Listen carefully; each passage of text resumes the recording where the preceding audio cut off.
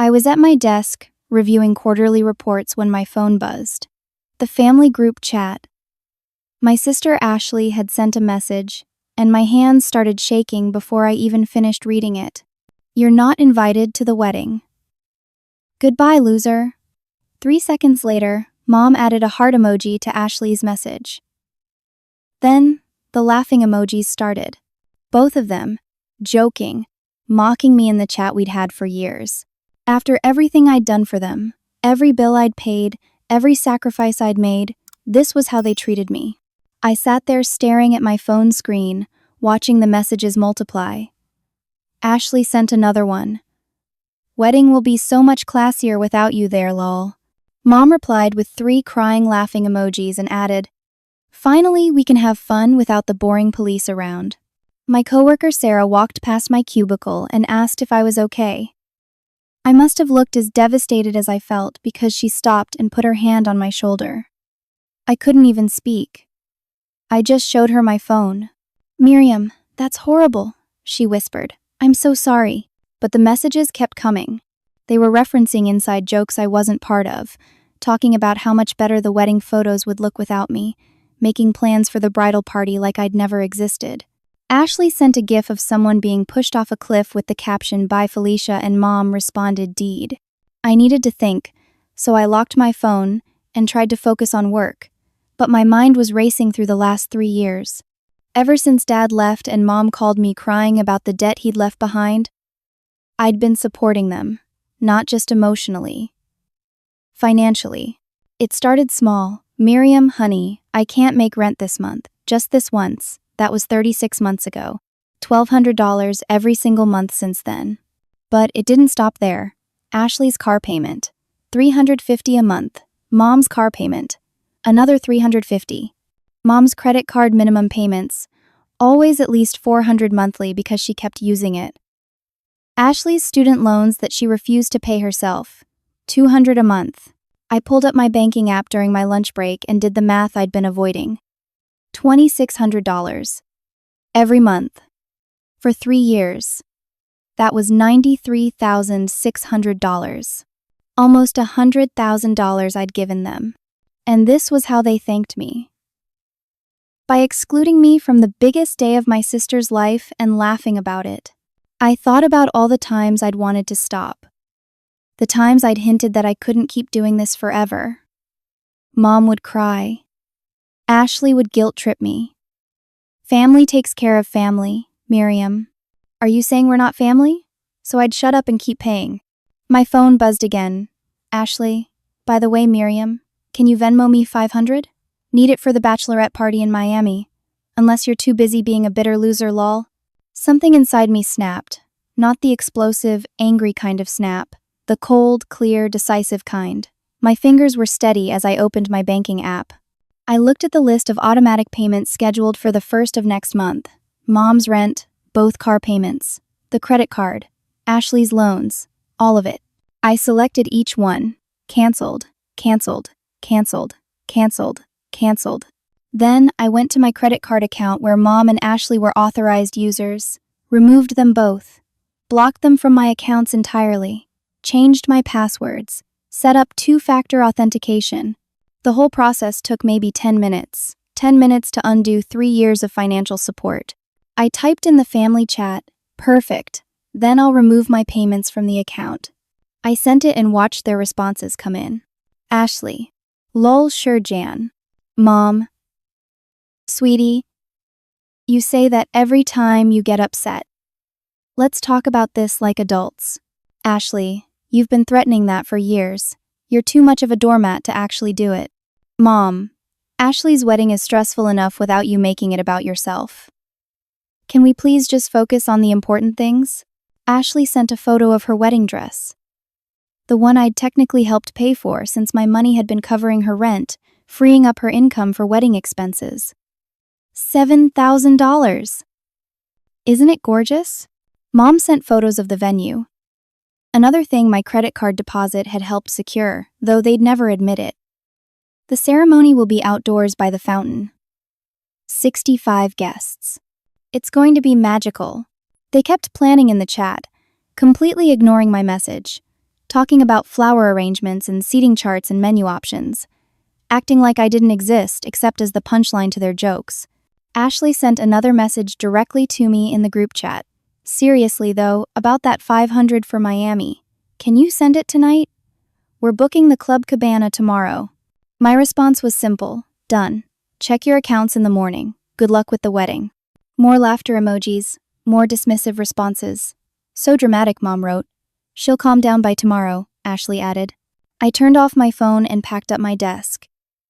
It was only 3 in the afternoon, but I told my supervisor I wasn't feeling well and needed to leave early. She took one look at my face and told me to take care of myself. I drove home in silence. No music, no podcasts. Just the sound of my own breathing and the question echoing in my head, what have I just done? I woke up the next morning to my phone vibrating so hard it fell off my nightstand. I'd put it on Do Not Disturb before bed, but I could see the screen lighting up continuously. 73 missed calls, 42 text messages. I made coffee first. Ground the beans slowly. Heated the water to exactly 200 degrees. Poured it over in careful circles. I wasn't going to let them rush me. Not anymore. When I finally picked up my phone, the tone had completely changed. Mom's first message came at 6:30 in the morning. Miriam, call me right now. Ashley at 7. What the hell did you do? My card got declined at Starbucks. Mom at 7:15. This isn't funny. The rent payment bounced. There's a 3-day notice to pay or quit taped to my door. 3 days, Miriam. Ashley at 7:30. You bitch. The venue just called. The deposit card was declined. They're giving my date to someone else unless I can pay $5,000 by noon today. I sipped my coffee and kept scrolling. The voicemails were worse, Mom crying, then screaming. Ashley leaving 4 messages in a row, each one more frantic than the last. Pick up, pick up, pick up. Then, I swear to God, Miriam, if you've actually done this, then just crying. There was even a message from Ashley's fiancé, Brett. Miriam, this is Brett. Look, I don't know what's going on with you and Ashley, but this is really immature. You're ruining the happiest day of her life. Call your sister back. I deleted it. By the time I got to work, there were 30 more messages. Mom had moved through the stages of grief at lightning speed. Denial. There must be some mistake with the bank. Anger. How dare you do this to your own family? Bargaining. Okay, I understand you're upset, but let's talk about this. Depression. I can't believe my own daughter would abandon me. And finally, a weird form of acceptance. Fine. We'll figure it out without you. We don't need you anyway. But the messages kept coming. Mom's landlord was threatening formal eviction proceedings. Ashley's car had been towed because the payment bounced, her registration lapsed, and she'd parked in a permitted zone. It would cost $350 just to get it out of impound, plus back payments to reinstate the registration. The wedding venue had indeed given away their date. Ashley had found another venue, but it was smaller and less prestigious, and they wanted $10,000 down payment by the end of the week. The caterer had canceled when their deposit check bounced. The photographer had sent a formal notice of contract termination. The florist was threatening to sell the reserved flowers to another client. At lunch, I checked my phone again. Mom had switched tactics. Miriam, I know you're hurt. I understand. But think about your sister. She's your only sister. You only get one sister in this life. Yes, maybe the text was harsh, but she's stressed. Wedding planning is so stressful. You remember that, don't you? Be the bigger person. Family is forever. Jobs come and go, friends come and go, but family is forever. Ashley's message came an hour later. Fine. Fine. I'm sorry. Okay? You can come to the wedding? Are you happy now? I'm inviting you. Just fix this.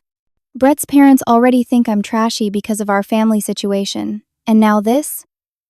His mom asked me if we're financially stable, and I had to lie. Just fix it. I typed back, I'm not paying for a wedding I wasn't invited to. Actually, I'm not paying for anything anymore. You're both adults. It's time you acted like it. My phone rang immediately. Mom, I declined. Ashley, declined. Brett, declined. Unknown number, declined. Then my phone buzzed with a notification from the family group chat. But this one was different. It was a screenshot of another group chat, one I'd never seen before. The message attached said, "Oops, wrong chat." But it was too late, I'd seen it. The screenshot showed months of messages.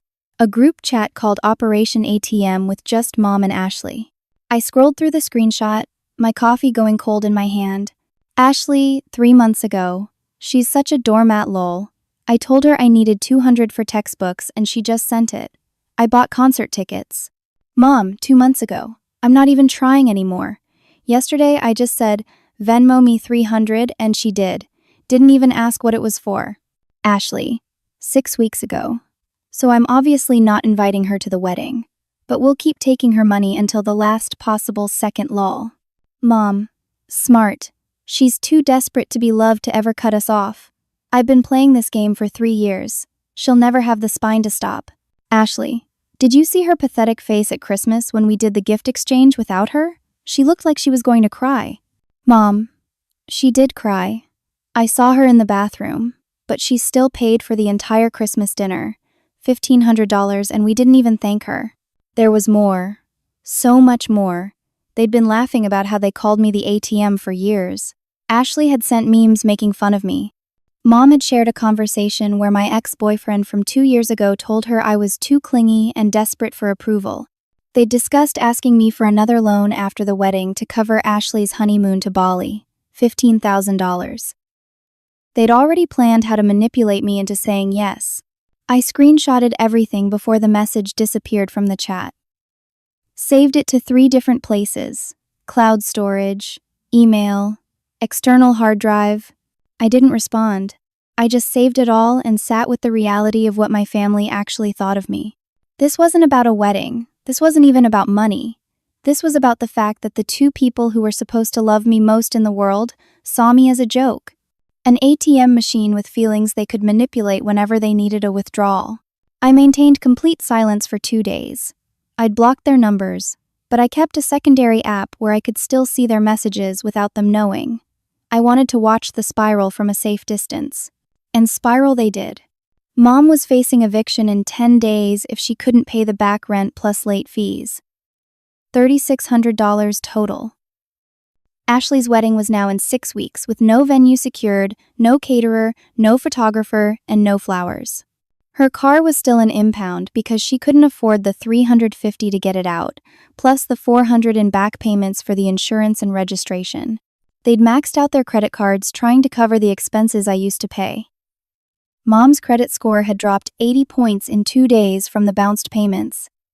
Ashley's had dropped 90. But the worst part was what happened next. My phone rang. Not Mom or Ashley. My Aunt Diane, I answered. Miriam, honey, she said, her voice warm but concerned. Your mother just called me in tears. She said you and Ashley had some silly argument about the wedding, and now you're refusing to help with wedding costs. That doesn't sound like you at all. You've always been so generous with family. My throat tightened. Aunt Diane, it's not like that.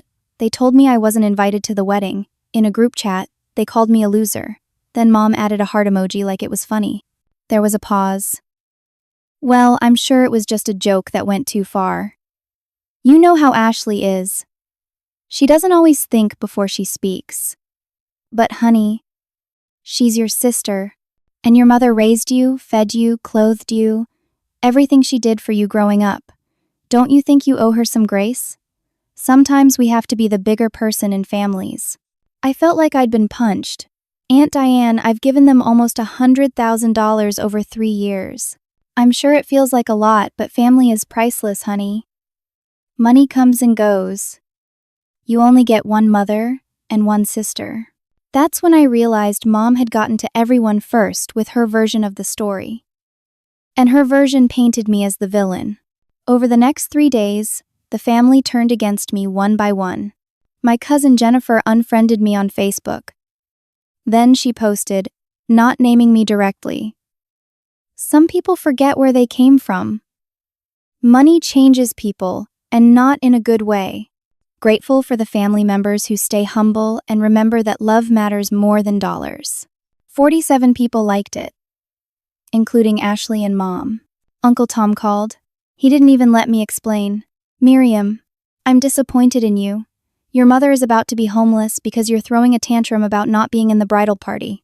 Grow up. You make good money. You can afford to help. Stop being selfish. Uncle Tom, I was never asked to be in the bridal party. I wasn't invited to the wedding at all. They literally told me not to come. That's not what I heard. Your mother said you demanded to be made maid of honor, and when Ashley said no, you cut off all financial support out of spite. That's manipulative, Miriam. That's financial abuse. I tried to tell him about the group chat, about Operation ATM, about everything. He cut me off. There's two sides to every story, and frankly, your side sounds like excuses. I raised you better than this. Don't call me again until you've apologized to your mother and sister. He hung up. My grandmother called next, crying, Miriam, baby, what's happened to you? Your mother told me everything. I never thought you'd be capable of such cruelty. Using money as a weapon against your own family. Grandma, please, just let me explain. I don't want to hear excuses. I want to hear that you're going to make this right. Do you know your mother is about to lose her home? Your sister's wedding is ruined. All because you're jealous that you're not maid of honor. That's so petty, Miriam. I thought I raised you to be better than that. You didn't raise me, Grandma. Mom did. And Mom taught me that love means letting people take advantage of you. Grandma gasped. How dare you speak about your mother that way? I'm ashamed of you right now. Truly ashamed. She hung up. My few close friends started acting weird too. Jenna, who I'd known since college, invited me to brunch. I thought she wanted to support me. Instead, she confronted me. I saw Ashley's Facebook post, Jenna said, sipping her mimosa, about toxic family members who use money to control people. I didn't realize that was you she was talking about until Chelsea told me. That's really messed up, Miriam. Cutting off your own mother and sister right before a wedding? Jenna, they told me I couldn't come to the wedding. They called me a loser. In writing, I can show you. I'm sure it was a joke that got misunderstood. Ashley's always been a little immature with her humor, but actually destroying her wedding over it, making your own mother homeless? That's sociopathic. I didn't make anyone homeless. I just stopped paying their bills. They're adults. Adults who clearly relied on your support. You can't just pull the rug out from under people like that. It's cruel. Jenna set down her mimosa and looked at me with something like pity. I think you should probably talk to someone. This behavior isn't normal. I left the brunch early and cried in my car for 20 minutes. Then things got even worse at work. Brett, Ashley's fiancé, worked at Morrison Tech Solutions. They did business with my company. Apparently, during a client lunch between Brett's boss and my boss, Patricia, Brett's boss mentioned the unfortunate family situation affecting Brett's wedding. Monday morning, Patricia called me into her office. Miriam, is everything all right? George Morrison mentioned something about a family situation that's affecting one of our client relationships. My stomach dropped. It's personal, Patricia. It has nothing to do with work. George seemed to think otherwise. He said his employee, Brett Henderson, is dealing with significant stress because of a family dispute. Brett is our main point of contact on the Morrison account. If there's tension that could affect our professional relationship, I need to know about it. My sister is marrying Brett. We had a disagreement. That's all. Patricia nodded slowly. I'm going to need to reassign you from the Morrison account, just temporarily, until things settle down. We can't risk any appearance of impropriety or personal conflict affecting a six-figure client relationship. It felt like a demotion even though technically it wasn't. I nodded and left her office, feeling the eyes of my coworkers on me. Someone had been talking. Someone had spread the story around the office. That night, Mom showed up at my apartment building. I saw her from my window, standing at the main door, pressing my buzzer repeatedly. When I didn't answer, she started knocking. When that didn't work, she sat down on the front steps and stayed there. For 2 hours. My neighbors started to notice. Mrs. Chen from 3B came out and talked to her. I couldn't hear what was being said, but I saw Mrs. Chen look up at my window with a concerned expression. When Mrs. Chen came back inside, she passed my door, and I heard her on the phone. I don't know what's going on, but that poor woman has been crying on the steps for hours. Her daughter won't even come down to talk to her. The next day, my landlord knocked on my door. Miriam, I had a woman here yesterday claiming to be your mother. She seemed very distressed. She told me you're going through some kind of mental health crisis, and she's worried about you. Is everything all right? I'm fine, Mr. Peterson. She's exaggerating a family disagreement. She was quite convincing. She said you've been acting erratically, and she's concerned you might be a danger to yourself. He looked at me carefully. You seem fine to me, but I wanted to check. I promise you, I'm completely fine. But the damage was done. My landlord would forever think of me as someone whose mother worried they might hurt themselves. Mom escalated further. She showed up at my workplace. Security called me down to the lobby because a woman was there demanding to see me, claiming it was a family emergency. I came down to find Mom in the lobby, tears streaming down her face, making a scene. Miriam, thank God. I need to talk to you. It's important. Mom, you need to leave. This is my workplace. Not until you talk to me. Not until we fix this. Her voice was loud enough that people from other floors were peering down from the balconies to see what was happening. Security ended up escorting her out. She went peacefully, but not before shouting, I love you, Miriam, no matter what. I'll always love you. Patricia called me into her office again. Miriam, I'm concerned. That's the second incident affecting your work in a week. I need to know that your personal life isn't going to continue disrupting the office. It won't. I'm sorry. I'll handle it. See that you do. But it still wasn't over. 2 days later, 2 police officers showed up at my apartment. My heart stopped when I opened the door.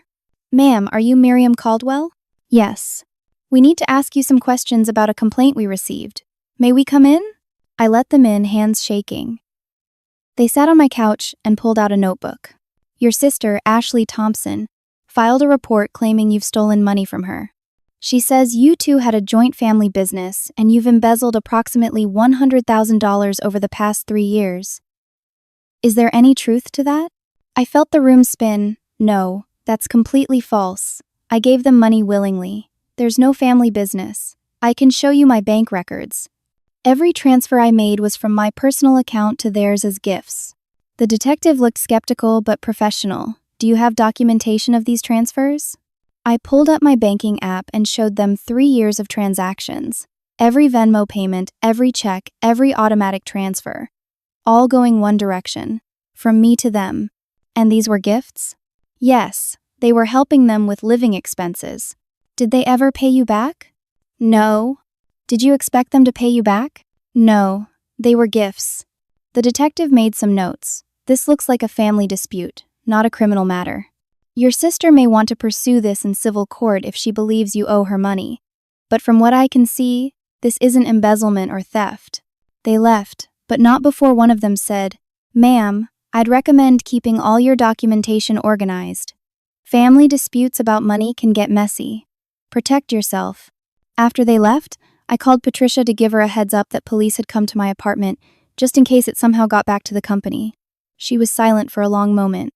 Miriam, I'm going to have to put you on administrative leave while we sort this out. It's policy. Anytime an employee has a police investigation related to financial matters, even personal ones, we have to conduct an internal review to make sure there's no conflict of interest with your position in our finance department. But I didn't do anything wrong. I believe you, but it's policy. You'll be on paid leave, and we'll expedite the review. If everything checks out, and I'm sure it will, you'll be back within a week or 2. I'm sorry, Miriam, I really am. I spent that night sitting on my bathroom floor, crying until I couldn't breathe. I'd lost my family. My reputation was destroyed. Half my extended family hated me. My friends thought I was cruel. My workplace had suspended me pending investigation. The police had questioned me like a criminal, all because I'd stopped letting people steal from me. I looked at my phone and pulled up Mom's number. My thumb hovered over the call button.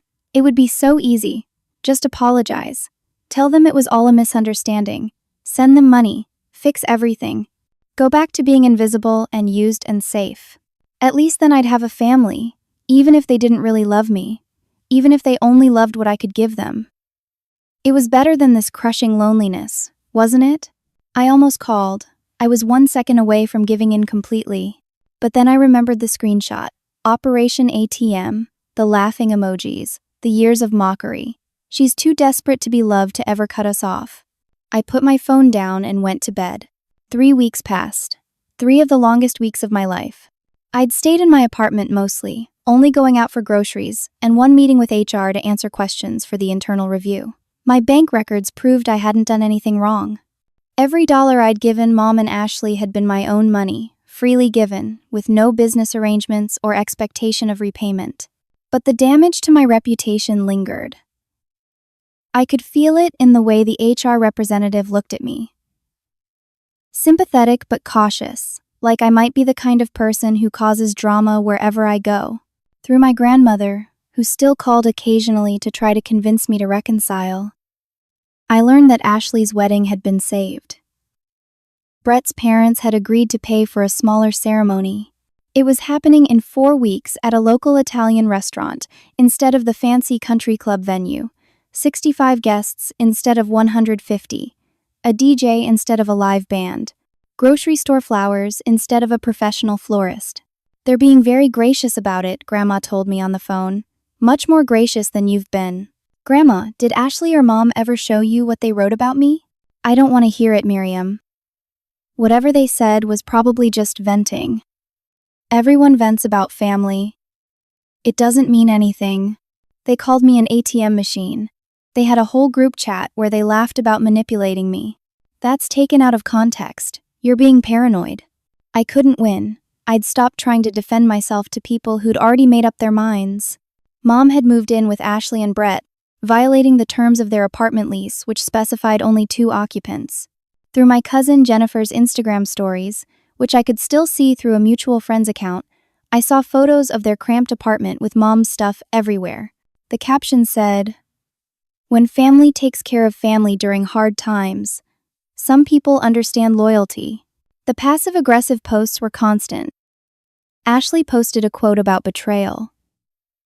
The saddest thing about betrayal is that it never comes from your enemies. It comes from those you trust the most. 93 people liked it.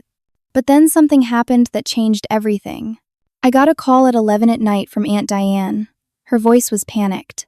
"Miriam, it's your grandmother. She had a heart attack. She's at Memorial Hospital. You need to come now." I drove to the hospital faster than I should have, my heart pounding. Grandma was 78 years old. She'd always been healthy, active, stubborn as hell. The thought of losing her was unbearable. When I got to the cardiac unit waiting room, my entire family was there. Mom, Ashley, Brett, Uncle Tom, Aunt Diane, Cousin Jennifer, everyone. They all turned to look at me when I walked in. The temperature in the room dropped 20 degrees. Ashley stood up. "You have some nerve showing up here. Grandma's heart attack is probably because of all the stress you caused." I felt like I'd been slapped. "Ashley, I just found out. I came as fast as I could." Mom positioned herself between me and the hallway leading to the patient rooms.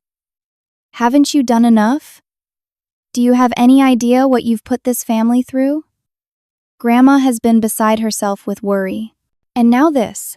I want to see her. No. Uncle Tom stood up too. "Miriam, I think it's best if you leave.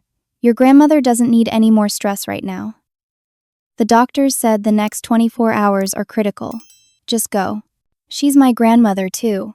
"Then act like it," Ashley's voice cracked. "Act like you care about someone other than yourself for once." A nurse came out and shushed us. "This is a hospital. If you can't keep your voices down, I'll have to ask you all to leave." I sat down in a chair far from the rest of them and waited. Hours passed. The doctor came out at 3 in the morning to say Grandma was stable, but would need surgery in the coming days. She was sleeping now. 2 visitors at a time, 5 minutes maximum. Mom and Uncle Tom went first, then Ashley and Aunt Diane, then Brett and Jennifer. I was the last one allowed in. Grandma looked so small in the hospital bed, hooked up to machines that beeped and hummed. Her eyes were closed. I took her hand carefully, avoiding the IV. "Grandma? It's me. It's Miriam." Her eyes fluttered open. She looked confused for a moment, then focused on me. "Miriam?" Her voice was weak and raspy. "I'm here. I'm so sorry you're going through this. Sit down, honey." She gestured weakly to the chair beside her bed. I sat, still holding her hand. "Miriam, I don't understand what happened with you and your mother and Ashley. Can you explain it to me? I'm too tired for their version anymore. I want to hear yours." So I told her. Everything. I kept my voice low and steady. I told her about the 3 years of payments, about the wedding text, about Operation ATM, about the mocking and the manipulation and the loans they'd taken from other family members using my name. I pulled out my phone and showed her the screenshots of the group chat. She read them slowly, her face getting paler with each message. "Oh, Miriam," she whispered. "Oh, honey, I had no idea. I tried to tell people. No one believed me." I know, sweetheart, we should have believed you."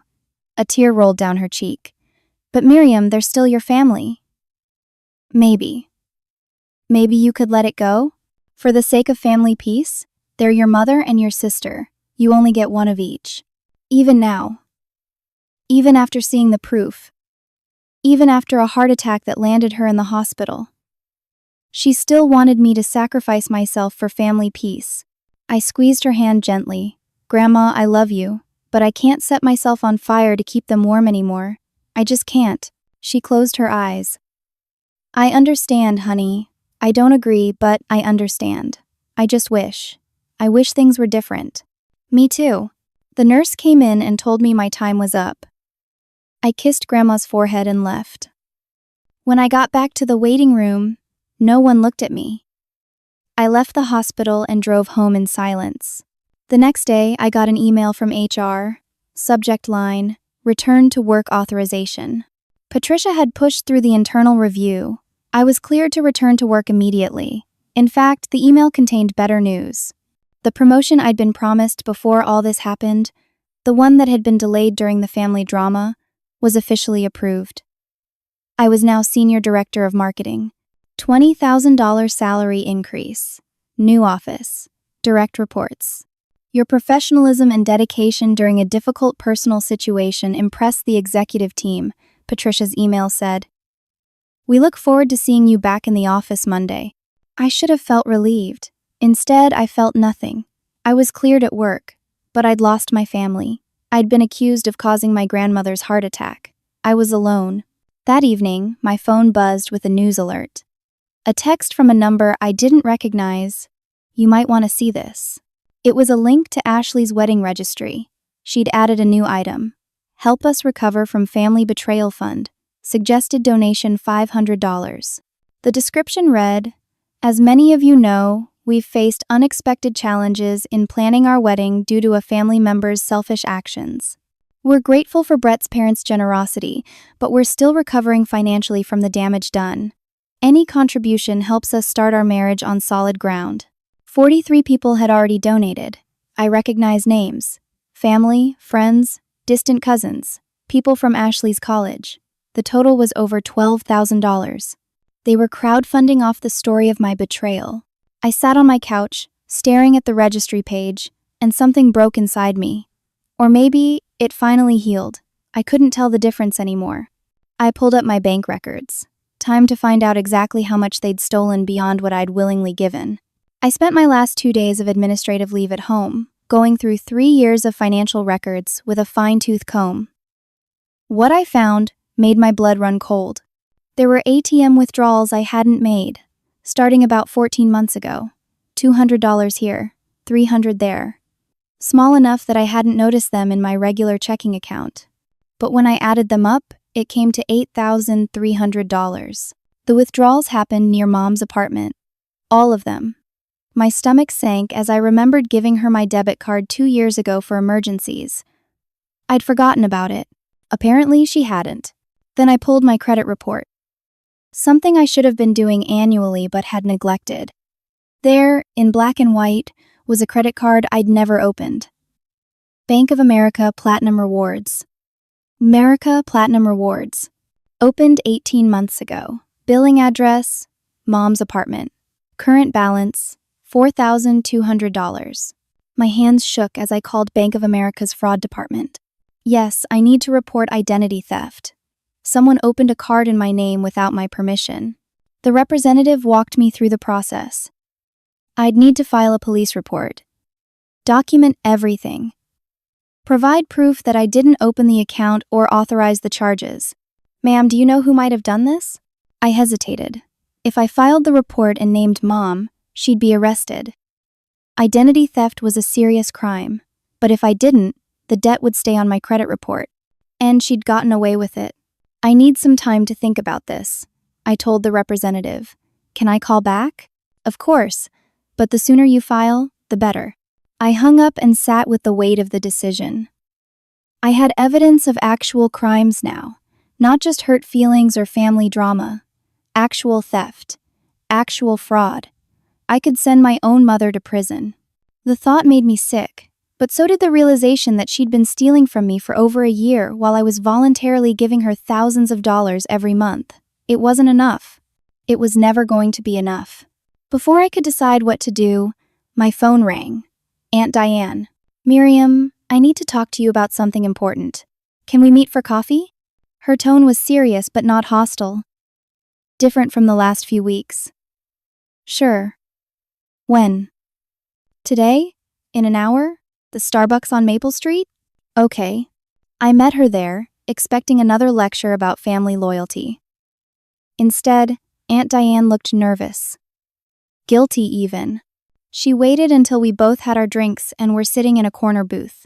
Miriam, I owe you an apology. A big one. She wrapped her hands around her latte.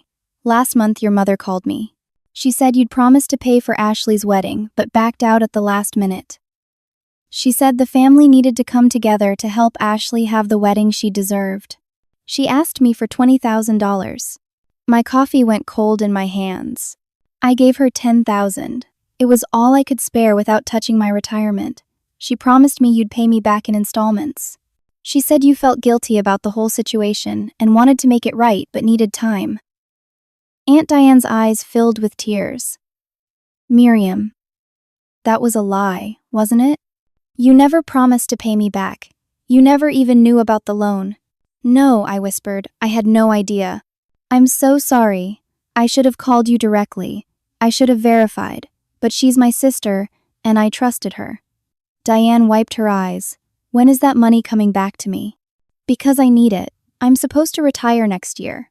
I don't know, Aunt Diane. I'm not paying it. Mom needs to pay you back herself. Diane's face crumpled. She told me yesterday that there is no money. That she spent it on wedding deposits that fell through when you stopped helping. She said I'd have to wait until she gets back on her feet. That could be years, Miriam. I don't have years. I felt sick. Aunt Diane, I'm so sorry. I didn't know she was doing this. I know you didn't. She reached across the table and took my hand. Miriam, honey, I believe you now. I'm sorry I didn't before. I'm sorry I took her side. I was wrong. We sat there for a moment, both of us crying quietly in a Starbucks. There's more, Diane said. I talked to Tom yesterday. She borrowed $5,000 from him. Same story. And Jennifer gave her $3,000. We talked to your grandmother last night at the hospital. She took out a home equity loan for $7,000 to help with the wedding. Your mother told her the same thing, that you were going to pay it back but needed a few months. I did the math in my head. 10 plus 5 plus 3 plus 7, $25,000. Mom had collected $25,000 from family members by lying about me. Where did the money go? I asked. Some of it went to wedding deposits. Maybe $10,000. The rest? Diane shrugged. Your mother and Ashley have been living pretty well for people in a financial crisis. Ashley posted pictures from a spa day last week. They went out to dinner at that expensive steakhouse downtown. Mom got her nails done. Their apartment might be small, but they seem to have money for luxuries. I felt the rage building. Not the hot, explosive kind. The cold, calculating kind. "Aunt Diane, I need to show you something." I pulled out my phone and showed her everything. The Operation ATM screenshots. My bank records showing 3 years of payments. The fraudulent credit card. The ATM withdrawals. The timeline of lies. Diane read it all, her expression getting darker with each screen. "Oh my God," she whispered. "Miriam, this is criminal. This isn't just bad behavior, this is actual fraud." "I know. What are you going to do?" "I don't know yet, but I need to talk to a lawyer." I left Starbucks and went straight to a law office I'd found online. Grace Foster, attorney at law. She specialized in family law and financial fraud. Her reviews were excellent. Her consultation fee was $250 for an hour, worth it. Grace's office was small but professional. She was maybe 45, with sharp eyes and a no-nonsense demeanor. I laid out everything. Every document, every screenshot, every detail. She took notes, asked questions, and occasionally made small sounds of disbelief. When I finished, she sat back in her chair. "Miss Caldwell, you have multiple causes of action here. Identity theft, fraud, embezzlement. Your mother could face 5 to 10 years in prison. Your sister, as an accomplice who knowingly benefited from the fraud, could face charges too. The family members who were defrauded could join as co-plaintiffs. This is a strong case. What if I don't want to send them to prison? Then you can pursue civil remedies instead. Sue for the return of all money fraudulently obtained or stolen. Get court-ordered payment plans." But here's the thing. Without the criminal charges hanging over their heads, they have less incentive to actually pay. People who commit this kind of fraud rarely have the money to pay judgments. I thought about it. What if I offered them a choice? Make restitution and admit what they did, or face criminal charges? Grace smiled slightly. "That's called leverage.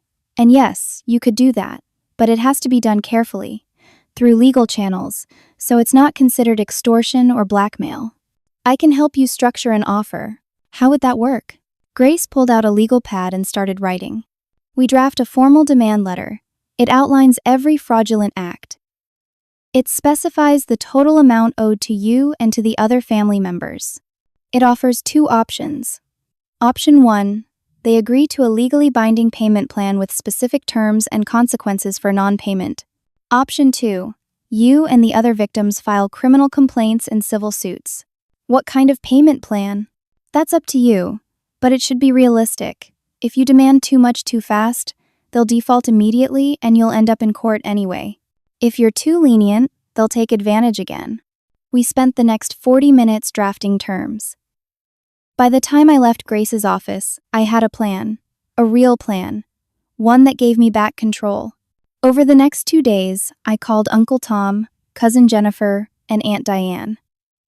I explained everything, showed them everything, and asked if they'd join me in confronting Mom and Ashley together. They all said yes. Uncle Tom was the angriest. "I'm a retired Marine. I don't take kindly to being played for a fool." "I'm in." Jennifer was crying. "I'm a single mom.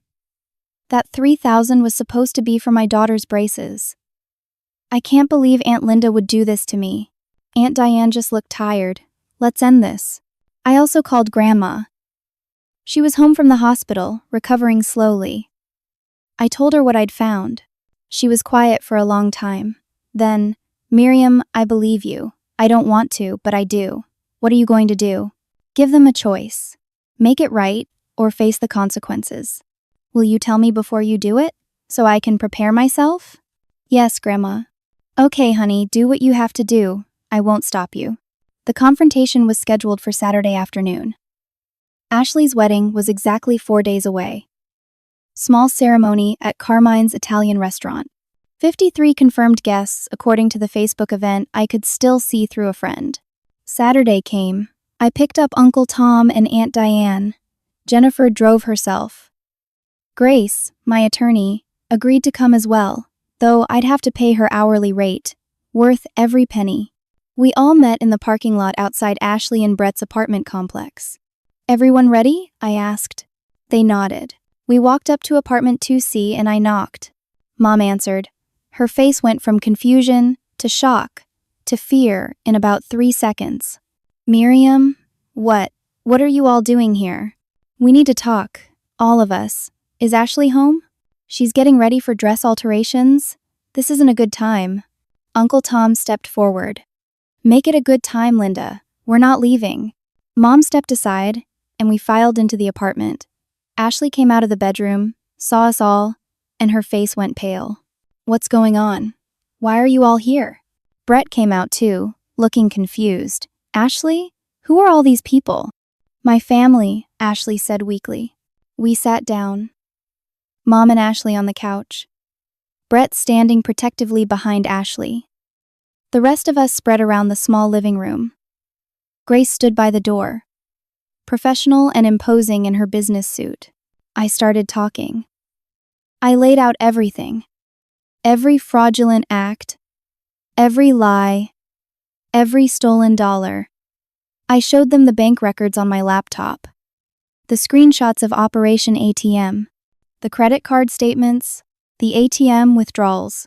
Aunt Diane, Uncle Tom, and Jennifer chimed in about the loans obtained under false pretenses.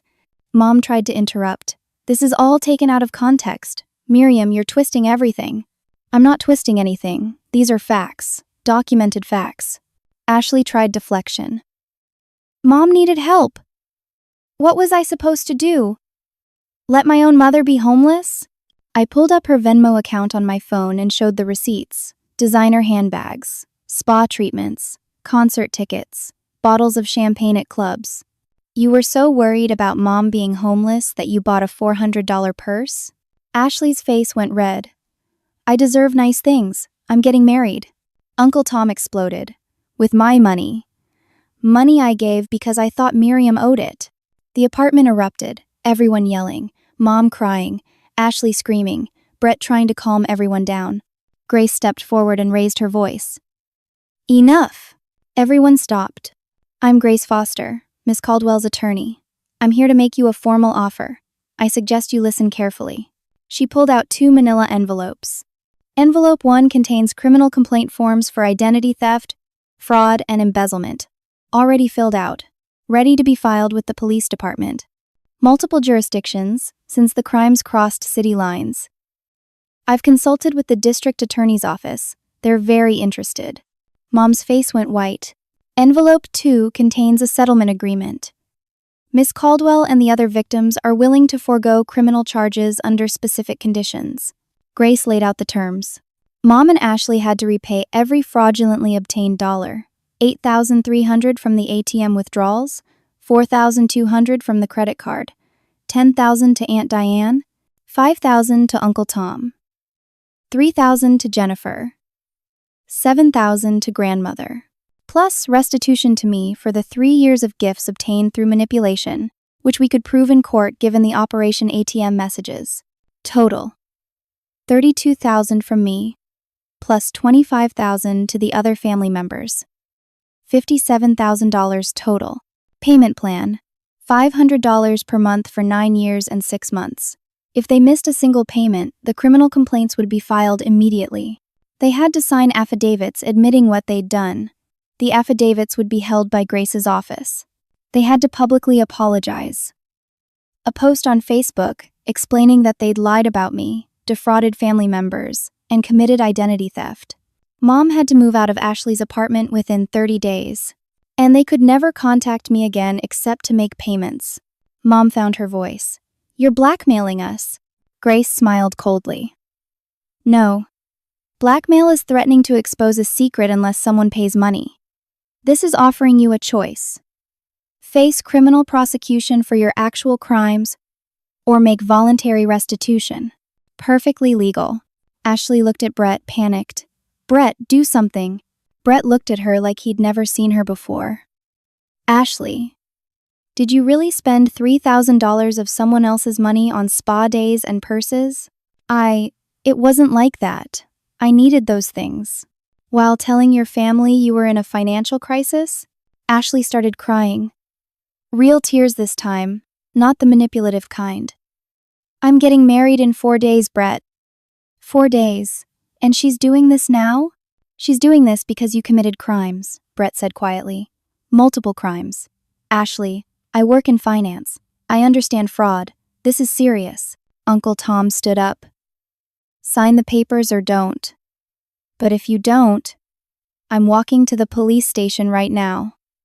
I'm done playing games. Mom and Ashley looked at each other. Some silent communication passed between them. The kind that mothers and daughters develop over years of enabling each other's worst behavior. Finally, Mom spoke. What if we can't make the payments? $500 a month is a lot. Then get jobs, I said. Both of you. Figure it out. Because if you miss even one payment, the deal is off. Ashley looked at the papers Grace had laid out on the coffee table. The wedding is in 4 days. The Facebook apology will ruin everything. Everyone will judge us. Good, Jennifer said. You should be judged. Ashley started sobbing. Brett put his hand on her shoulder, but there was distance in the gesture. He was reevaluating everything he thought he knew about his fiancée. Grace pulled out a pen. You have 10 minutes to decide. After that, we're filing the criminal complaints. Mom reached for the pen first. Her hands shook as she signed her name on the settlement agreement. Then, the affidavit. Then, the Facebook post draft. Ashley took longer. She read every word, looking for a loophole. There wasn't one. Grace was thorough. Finally, she signed too. The Facebook posts need to be published by midnight tonight, Grace said. I'll be monitoring. If they're not up, or if they're edited to remove any required language, the deal is void. We left. All of us. Walked out of that apartment and didn't look back. In the parking lot, Aunt Diane hugged me. I'm proud of you, Miriam. That took courage. Uncle Tom shook my hand. You did good, kid. Real good. Jennifer was crying again, but happy tears this time. Thank you for including us. Thank you for fighting back. I went home and waited. At 11:58 that night, the Facebook posts went live. Mom's post. I need to apologize to my daughter Miriam and to my extended family. I made serious mistakes that hurt people I love. I took money under false pretenses. I opened a credit card in Miriam's name without permission. I used her ATM card without telling her. I lied about her to family members to get loans I never intended to repay. I'm deeply ashamed. I'm working to make restitution. I understand if people can't forgive me, I'm sorry. Ashley's post was similar, admitting her role and her spending of the fraudulent funds. Within minutes, the comments started rolling in. Shock, anger, disappointment, a few people defending them, but most calling them out.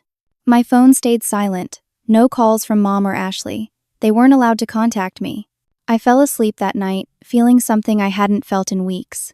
Peace. The days after the confrontation were surreal. The Facebook posts exploded. Over 300 comments combined between Mom's and Ashley's posts.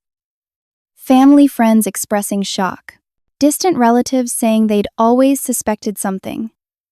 A few people defending them, but not many. The wedding registry with the Help Us Recover from Family Betrayal Fund was taken down within hours.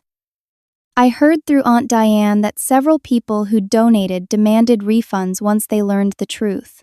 Ashley's wedding was now 2 days away. I wondered if it would even happen. Grandma called me the morning after the posts went live. Miriam, I saw what your mother and Ashley wrote. I've been in my room crying all night. I can't believe my own daughter would do these things.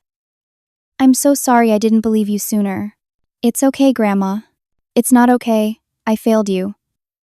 I asked you to be the bigger person when you were the only person acting with any integrity. She paused. Your mother called me this morning. She wanted money for a lawyer. I told her no. First time I've ever told her no in her entire life. How did she react? She hung up on me. But Miriam, I'm proud of you. You stood up for yourself. That's all any of us can do in this life. The day before the wedding, I got a text from a number I didn't recognize. This is Brett, Ashley's fiancé. Can we talk? Please? I hesitated, then responded. About what? Everything. I need to understand what really happened. Ashley won't talk to me. She just keeps crying and saying you ruined her life. But those Facebook posts? I need the truth. We met at a coffee shop. Brett looked like he hadn't slept in days. Dark circles under his eyes, his usual put-together appearance disheveled. "Thank you for meeting me," he said. "What do you want to know?" "Everything. Start from the beginning." So I did. I told him about the 3 years of payments, about putting myself through college while Ashley partied, about the phone call from Mom begging for help after Dad left, about how temporary help became permanent, about the wedding text and the heart emoji and Operation ATM. I showed him everything, every screenshot, every bank record. He read it all, his expression getting darker. "I'm such an idiot," he finally said. "Red flags everywhere and I ignored them all." "What do you mean?" "Ashley always had money for things but claimed to be broke. She'd buy expensive clothes and then ask me to cover dinner because she was budgeting. She told me her sister was jealous and controlling. I believed her. God. I actually defended her to my parents when they questioned whether she was financially responsible enough for marriage." Kleist, day. He ran his hands through his hair. "My parents paid for this wedding because Ashley claimed your family had a falling out and she was caught in the middle. $15,000. They felt sorry for her. She played them the same way she played you. What are you going to do?" Brett was quiet for a long moment. "I don't know. The wedding is tomorrow. All our friends and family are coming. My parents will be devastated if I call it off. But Miriam, I can't marry someone who's capable of this level of manipulation. Can I? That's not a question I can answer for you. She's in therapy now," she promised. "She says she's going to change. She says growing up with your mom taught her all the wrong lessons about family and money and manipulation. She's blaming Linda for everything. Some of it is Mom's fault," I admitted. "But Ashley's 29 years old. At some point, you have to take responsibility for your own choices." Brett nodded slowly. "You're right. You're absolutely right." He stood up. "Thank you for talking to me. I'm sorry about everything. I sent you that awful text message calling you immature. I'm sorry. It's okay. It's not. But thank you anyway." He left and I wondered what he'd decide. The day of the wedding arrived. Saturday, beautiful weather. I knew the ceremony was scheduled for 4 in the afternoon at Carmine's Italian restaurant. I spent the day cleaning my apartment, doing laundry, normal Saturday things, trying not to think about what was happening across town. At 3:30, my phone rang. "Grandma." "Miriam, honey, are you sitting down?" "What happened?" Brett called off the wedding. "About an hour ago. Ashley is hysterical. Linda is screaming at everyone. Brett's parents are trying to quietly cancel the restaurant reservation. It's chaos." "Oh my God." Brett told Ashley he couldn't marry someone he didn't trust. He said he needed time to think, and she begged him to just go through with the wedding, and they'd figure it out after. He said that was exactly the kind of manipulative thinking that scared him. Then he left. I didn't know what to feel. Relief? Vindication? Sadness? All of it swirled together in my chest. "How's Ashley?" "Devastated." "But Miriam, I have to tell you something. She blamed you. In front of everyone. She said this was all your fault. That you poisoned Brett against her. That you couldn't stand to see her happy. Your mother agreed with her. They're feeding each other's delusions. So nothing's changed." "I'm afraid not, honey. Some people never learn." We hung up. I sat on my couch, processing. Ashley's wedding had imploded. Not because of me. Because of her own actions finally catching up with her. My phone buzzed with notifications. The wedding had apparently been on social media as a Facebook event. People were asking what happened. Ashley had posted a vague status. "Sometimes the people you trust most will betray you. Brett and I are postponing our wedding due to family interference. Thank you for understanding." The comments were mixed. Some people offering support. Others questioning her version of events. A few people who'd clearly seen the fraud confession, posts pointing out the irony of Ashley talking about betrayal. That night, I got a letter slipped under my door. No postage. Hand-delivered. I opened it. Ashley's handwriting. "Miriam, I'm not asking for forgiveness. I don't deserve it. but I need you to know that what you did broke something in me. In a good way, maybe. I don't know yet. Brett didn't call off the wedding because of you. He called it off because when he asked me to explain the Facebook post, I couldn't. I tried to lie. I tried to spin it, and he saw right through me. He told me I needed serious therapy before he'd even consider marrying me. His exact words were, "You're not a partner. You're a parasite, and I won't let you drain me dry the way you drained your sister." That hurt, but it was true. Mom always told me I was the fun one, and you were the responsible one. She said that meant I got to enjoy life while you paid for it. I believed her. I believed that was just how families worked, that the responsible ones take care of the fun ones. I never questioned it. I never thought about what it cost you. I'm 29 years old, and yesterday was the first time I looked at my own bank account in years. Do you know what was in it? $53. After 3 years of you paying for my life, I have $53. Brett was right. I'm a parasite. Mom and I are getting an apartment together next month. A cheap one. We both got jobs. I'm working at Target. Mom's working at a call center. We're going to make the payments. I promise. And Miriam, I'm in therapy. Real therapy. 3 times a week. I'm trying to understand why I became this person. Why I thought it was okay to treat you the way I did. Maybe in 10 years, when we've paid off the debt and I've actually changed, we could have coffee. No pressure. I know you probably hate me. I hate me too right now. But I wanted you to know that you breaking us financially might have saved us in other ways. I hope you're happy. I really do. You deserve to be happy. I'm sorry I tried to take that from you. Ashley. I read the letter 3 times. Then I put it in a drawer. I didn't know if I believed her. People can write beautiful apologies and not mean them. Time would tell. The first payment came through on schedule. $500. Confirmation email from the payment processing service Grace had set up. Then the second month, another $500. Third month, $500. They were actually doing it.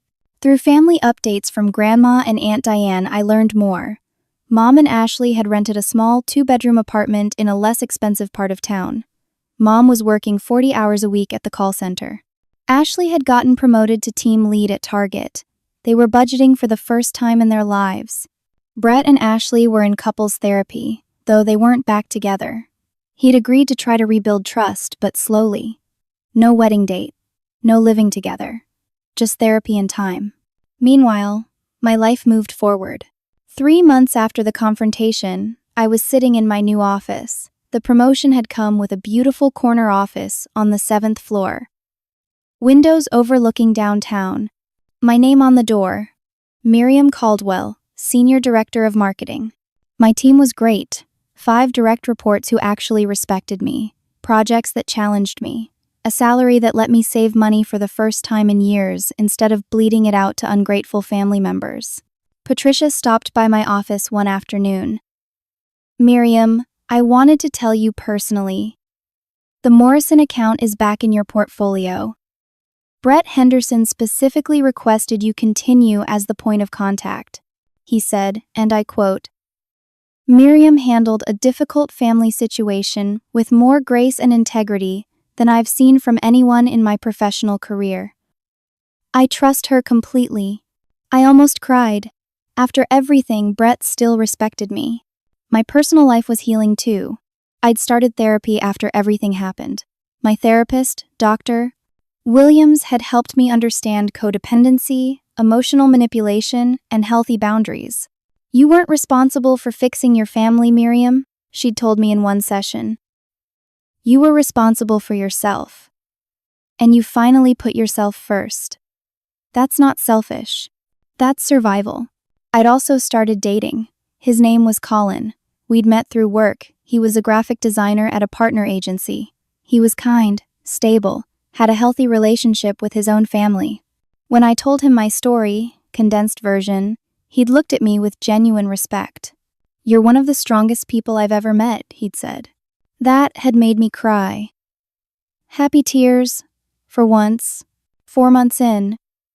We were taking it slow, but steady. He'd met Aunt Diane and Grandma. They loved him. Uncle Tom had grilled him like a protective father, and Colin had handled it with humor and grace. "He's a keeper," Uncle Tom told me later. "Reminds me of your grandfather. Solid." My relationship with the family members who'd stood by me deepened. Sunday dinners at Grandma's house became a regular thing. Just Grandma, Aunt Diane, Uncle Tom, Jennifer, and me. Sometimes Colin joined. Real conversations, real laughter, real love. "This is what family should be," Grandma said one Sunday, looking around her table. "People who lift each other up." Mom and Ashley weren't invited to these dinners. The unspoken boundary was clear. The family had split into two camps, and each side had made their choice. 6 months after the confrontation, another letter appeared under my door. "Ashley again. Miriam, this is my 6th month in therapy. My therapist asked me to write you a letter, not to send, just to process my feelings. But I'm sending it anyway. Brett and I broke up. For good this time. He tried, I tried, but too much damage. He deserves better than someone with my issues. I'm okay with it. Actually, weirdly, I'm relieved. I think I was performing being engaged. Performing being someone I thought I should be. I didn't actually love him. I loved what he represented. Stability. Status. Someone taking care of me. Mom and I are still living together. Still working. Still making the payments. It's hard. Like, really hard. I had to work on Thanksgiving. I've never worked on Thanksgiving. I always thought I was above retail workers. Turns out I am a retail worker. Humble pie tastes terrible, by the way. Mom got fired from the call center last month. She kept showing up late. Got a new job at a grocery store now. Pays less. We're barely making rent. But we're doing it. We're paying you back. We're paying everyone back. I don't want forgiveness. I'm not asking for that. I just wanted you to know that the person who sent you that wedding text, she doesn't exist anymore. I killed her. It hurt, but I killed her. The person writing this is trying to be someone better. It's slow, it's painful, but it's happening. Thank you for breaking us. I mean that. If you'd kept enabling us, I'd have destroyed Brett too. I'd have kept destroying everyone around me until I was 50 years old and had no one left. You stopped the cycle. So thank you. I hope you're happy. I mean it this time. Really mean it. Ashley, I put this letter in the drawer with the first one. Maybe someday I'd respond, maybe not. For now, silence felt right. The payments kept coming. Every month, $500, like clockwork. 1 year after the confrontation, I was at Grandma's for Sunday dinner. It was my birthday, 32 years old. Colin was there.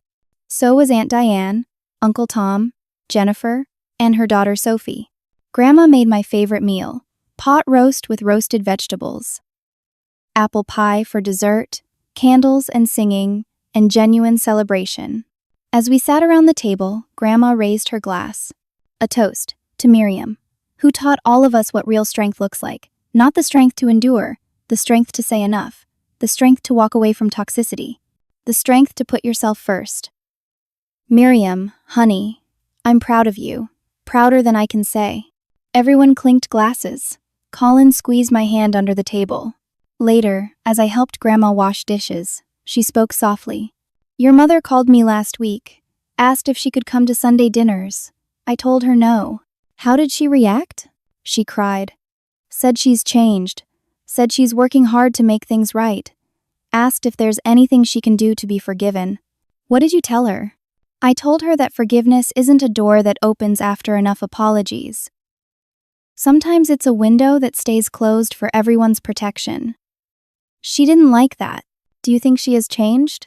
Grandma was quiet for a moment, rinsing a plate slowly. I think she's experiencing consequences for the first time in her life. Whether that leads to genuine change? Only time will tell. E.A.2. But Miriam, you don't have to be there to find out. You gave them 3 years of your money. You don't owe them 3 more years of your emotional energy waiting to see if they become better people. That wisdom settled into my bones. I didn't have to witness their redemption to validate my decision to walk away. As Colin and I drove home that night, he asked, Do you miss them? Your mom and Ashley? I thought about it honestly. I miss the versions of them I wished they were. I miss having a mother who actually loved me instead of using me. I miss having a sister who was a friend instead of a parasite. But do I miss the real them? The people who laughed about calling me an ATM? No, I don't miss them at all. That's healthy, Colin said. I'm proud of you. 18 months after the confrontation, I got a notification. A payment of $9,000 from Ashley's account. I immediately called Grace, my attorney. Did you see this? I did. I called Ashley. Apparently she got a better job. Assistant manager at a different retail chain. She's been saving. Wanted to pay down the principal. Is that allowed in the agreement? Yes. As long as the monthly minimums keep coming, they can pay extra anytime. This will cut almost 2 years off their payment plan. A week later, another payment. $5,000. From Mom's account. Through Aunt Diane, I learned Mom had gotten a better job too. Office administrator at a dental practice. More money, better hours. They were trying. Actually trying. But I still didn't reach out. I didn't send a thank you. I didn't acknowledge the extra payments. The agreement said they couldn't contact me. That boundary went both ways. 2 years after the confrontation, the total debt was more than half paid off. They'd paid $31,000 of the $57,000 owed, ahead of schedule thanks to the extra payments. I'd moved into a bigger apartment, 1 bedroom to 2 bedrooms. Colin had mostly moved in, though he kept his place officially. We were talking about marriage, talking about kids, building a future. I'd gotten another promotion. Director of Brand Strategy. Another raise. I was saving aggressively now. Had a healthy emergency fund. Was maxing out my retirement accounts. Was actually building wealth instead of giving it away? My friendship circle had grown. I'd joined a book club. Started taking yoga classes. Had a life that was mine, not a life spent funding someone else's. 3 years after the confrontation, on a random Tuesday, I got an email from Grace. Miriam, the debt is paid in full. Total payments, $57,112. The extra $112 was interest they voluntarily included. The agreement is fulfilled. They're free from obligation, and so are you. I read the email 3 times. It was over. Actually over. That night, Colin proposed. We were at our favorite restaurant, and he got down on one knee with a ring his grandmother had left him. Miriam Caldwell, you're the strongest, kindest, most incredible person I've ever met. You've shown me what real integrity looks like. Will you marry me? I said yes through tears. We set a wedding date. Small ceremony, just the family members who'd stood by me. Close friends. 50 people max. The opposite of the huge wedding Ashley had wanted. Grandma would walk me down the aisle. Aunt Diane was my maid of honor. Jennifer and Sarah from work were bridesmaids. Colin's brother was his best man. 2 weeks before my wedding, I got a final letter from Ashley. Miriam, we paid off the debt. All of it. I know you know, but I wanted to say it myself. 3 years of $500 monthly payments plus extra when we could manage it. 3 years of budgeting and working and living small. It was the hardest thing I've ever done, and the best. I have self-respect now. Real self-respect. Not the fake kind based on designer bags and spa days. The real kind based on keeping my word and working hard and paying my debts. Mom and I don't live together anymore. We fought too much, fell into old patterns. My therapist said we needed space to each do our own healing. She was right. I have my own apartment now. 1 bedroom. I pay for it myself. I'm dating someone, a guy named Marcus who works at a nonprofit. He doesn't make much money, but he's kind. Really, genuinely kind. He knows everything about my past. I told him on our 3rd date. I thought he'd run. He didn't. He said, "People can change. I'm more interested in who you are now than who you were then." I heard you're getting married. Congratulations. I mean that. I hope he makes you happy. I hope you have the wedding you deserve, surrounded by people who actually love you. I'm not asking to come. I know that's not possible. I just wanted to say thank you, one more time, for breaking us, for forcing us to grow up, for believing we were capable of better, even when we didn't believe it ourselves. I'm not the person who sent that text anymore. That person is dead. I'm someone new now, someone better, someone who pays her debts and keeps her promises and works for what she has. You gave me that by refusing to enable me anymore. So thank you, and congratulations, and I'm sorry for everything, truly, deeply sorry. I hope someday you can forgive me. But if you can't, I understand. Some things can't be fixed, only paid for. We've paid our financial debt. We'll never be able to pay our emotional one. I accept that. Be happy, Miriam. You deserve it more than anyone I know. Ashley. I read the letter on my couch, Colin beside me. When I finished, I cried. Not sad tears, not happy tears, just release. Are you going to respond? Colin asked gently. No. Not now, maybe never, maybe someday, but not now. Okay, he said, and held me. My wedding day was perfect. Sunny but not too hot. 78 degrees. Light breeze. The venue was a small garden owned by a local nonprofit. 50 chairs. White flowers everywhere. Grandma walked me down the aisle in her best dress, holding my arm tight. Your grandfather would be so proud, she whispered. Colin cried when he saw me. Happy tears. Real ones. The ceremony was short and sweet. We wrote our own vows. Mine included, you taught me what healthy love looks like. Love that doesn't drain. Love that fills. Love that respects. Thank you for seeing my worth even when my own family couldn't. The reception was at the same garden. Food trucks instead of formal catering. A DJ playing music we actually liked. Dancing and laughing and joy. Uncle Tom gave a toast. I've known Miriam since she was born. Watched her grow up. Watched her become the kind of person who does the right thing even when it's hard. Especially when it's hard. Colin, you're a lucky man. Take care of our girl. Aunt Diane cried through her whole toast. Miriam taught me that family isn't about blood. It's about how we treat each other. And some people, even if they're blood, don't deserve to be called family. But the people in this garden? Your family. Real family. As the sun set and fairy lights came on, I stood with Colin, watching our friends and family dance and celebrate. I felt something I hadn't felt in years. Complete peace. No weight on my shoulders. No dread in my stomach. No waiting for the other shoe to drop. Just peace. Later that night, Colin and I sat on our hotel balcony, looking at the stars. What are you thinking about? He asked. About how I almost gave in. That night, when the police questioned me and work suspended me and I felt so alone, I almost called them. Almost apologized. Almost went back to being the doormat just to have a family again.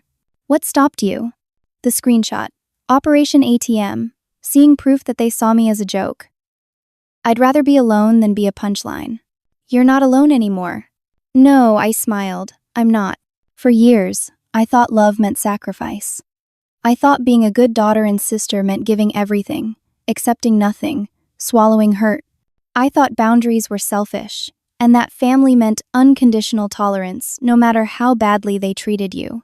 But I learned something crucial. Real love requires respect. Real family lifts you up, not bleeds you dry. And the most important person I needed to protect wasn't Mom or Ashley. It was me. Walking away from toxicity isn't giving up on family. Sometimes it's the only way to save yourself. And maybe, just maybe, it's the only way to give toxic people the chance to save themselves too. I don't know if Mom or Ashley really changed. The letters suggest maybe they did. The paid debt proves they tried. But I don't need to know. I don't need to witness their redemption to validate my decision to walk away. I gave them 3 years of my money. I don't owe them 3 more years of my emotional energy waiting to see if they became better people. My worth isn't measured by what I give to others. It's inherent. I deserved better. I always did. And now, finally, I'm giving myself the love I spent years giving to people who didn't deserve it. That's not selfish. That's survival. That's strength. That's freedom. Colin squeezed my hand. and I squeezed back. This was my family now. People who loved me for who I was, not what I could give them. People who celebrated my boundaries instead of testing them. People who added to my life instead of draining it. The next morning, I checked my phone and saw a notification. Not from Ashley or Mom. From my bank. Interest payment on my savings account. I had money saved. Real money. An emergency fund. Retirement accounts. Investments. For the first time in my adult life, I was building wealth instead of giving it away. 3 years ago, I had $72 in my savings account. Everything else went to them. Today, I had $43,000 saved. And climbing? That money represented more than dollars. It represented choosing myself, valuing myself, protecting myself. And that felt better than any family dinner with people who saw me as an ATM ever could. So here's what I learned. You can't set yourself on fire to keep others warm. You can't pour from an empty cup. You can't love people into treating you better. Sometimes the most loving thing you can do, for yourself and for them, is walk away. Let them face consequences. Let them learn. Let them grow up. And while they're doing that, you build the life you deserve. Surrounded by people who actually love you. Free from manipulation. Free from guilt. Free from the exhausting work of trying to earn love from people who see you as a resource instead of a person. That's the real happy ending. Not reconciliation. Not forgiveness. Not restored relationships. Freedom, peace, and a life that's finally genuinely yours. So if you're in a situation where family is draining you dry, using you, manipulating you, remember this: you deserve better. You always did. And walking away isn't giving up. It's growing up. It's choosing yourself. And that choice might save your life. It saved mine. What about you? Have you ever had to walk away from toxic family members? How did you find the strength to set boundaries? Share your story in the comments below. And if this story resonated with you, please hit that like button, subscribe to the channel, and share this with someone who might need to hear it. Your story matters, and you're not alone. Thank you for listening. I hope you find your peace, whatever that looks like for you. Take care of yourself, you're worth it.